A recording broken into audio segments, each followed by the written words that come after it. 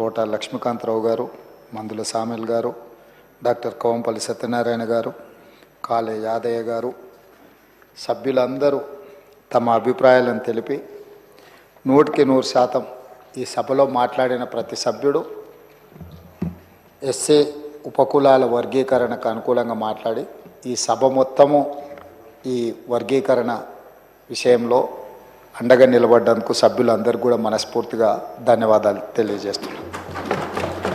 పార్టీలకు అతీతంగా రాజకీయాలను పక్కన పెట్టి ఈ సభ పూర్తి స్థాయిలో రాష్ట్ర ప్రభుత్వం ఒక ప్రక్రియను చేపట్టి ఆ ప్రక్రియ ద్వారా ఈరోజు బిల్లు రూపంలో సభ ముందుకు వస్తే అందరూ దీనికి సంపూర్ణంగా మద్దతు పలికినరు. మీ ద్వారా సభ్యులందరూ కూడా మనస్ఫూర్తిగా ధన్యవాదాలు తెలియజేస్తున్నాను.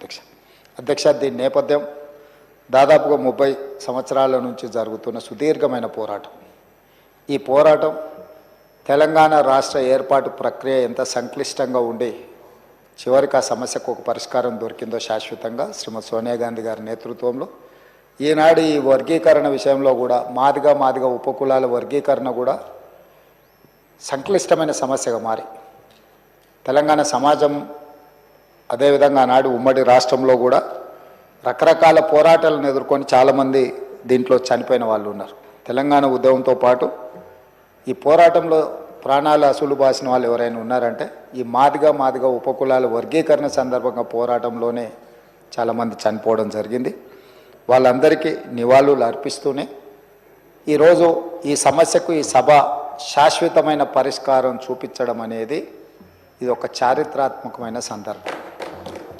వ్యక్తిగతంగా నా మనసుకు చాలా దగ్గరగా ఉన్న అంశం ఇది.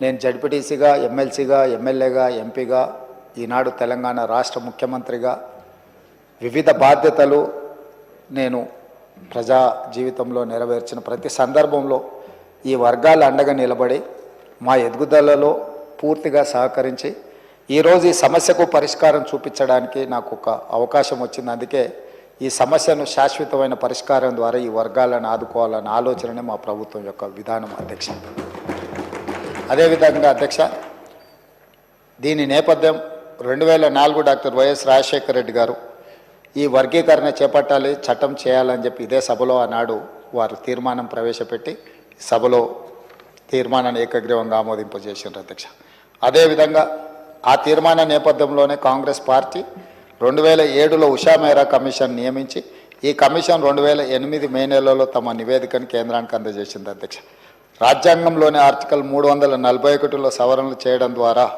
రాష్ట్ర అసెంబ్లీ చేసిన ఏకగ్రీవ తీర్మానాలను పార్లమెంట్లో ఆమోదించవచ్చని ఉషా మెహ్రా కమిషన్ నివేదిక ఇచ్చింది. కానీ వివిధ కారణాల చేత వాయిదా పడుతూనే వచ్చింది, అది అమలు జరగలేదు. అధ్యక్ష, కాంగ్రెస్ పార్టీ చరిత్ర మీకు తెలుసు, ఈ దేశ ప్రజలకు తెలుసు.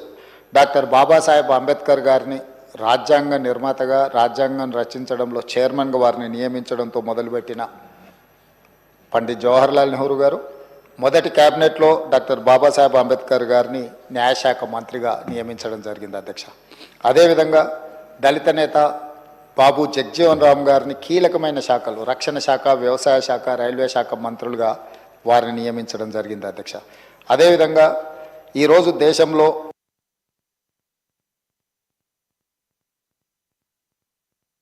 మొట్టమొదట కాంగ్రెస్ పార్టీ అధ్యక్షుడిగా దామోదరం సంజీవయ్య గారిని జాతీయ కాంగ్రెస్ పార్టీ అధ్యక్షుడిగా, ఉమ్మడి రాష్ట్ర దళిత ముఖ్యమంత్రిగా దామోదరం సంజీవయ్య గారిని కాంగ్రెస్ పార్టీ 1960లోనే ఉమ్మడి రాష్ట్రానికి ఒక దళితుడిని ముఖ్యమంత్రి చేసిన చరిత్ర కాంగ్రెస్ పార్టీకి ఉన్నది. అధ్యక్ష, అదేవిధంగా బీహార్ చీఫ్ మినిస్టర్గా బోలా పాశ్వాన్ శాస్త్రిని, ఇట్లా రాజస్థాన్ ముఖ్యమంత్రిగా, మహారాష్ట్ర ముఖ్యమంత్రిగా సుశీల్ కుమార్ షిండే గారిని గవర్నర్గా, అదేవిధంగా ఈ మధ్యకాలంలో పంజాబ్ ముఖ్యమంత్రిగా చరణ్జిత్ సింగ్ చెన్ని నియమించడం.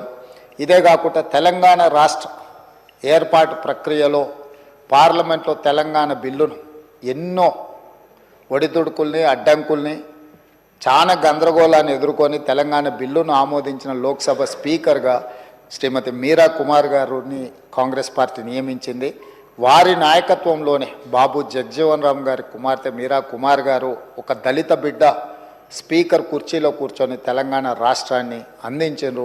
ఇది కూడా చరిత్రలో మనం గుర్తు చేసుకోవాల్సిన సందర్భం. అధ్యక్ష, ఈనాడు కాంగ్రెస్ పార్టీ అధ్యక్షుడు కూడా మల్లికార్జున్ ఖర్గే గారు ఒక దళితుడే ఈరోజు కాంగ్రెస్ పార్టీ అధ్యక్షుడిగా కొనసాగుతున్నాడు అధ్యక్ష.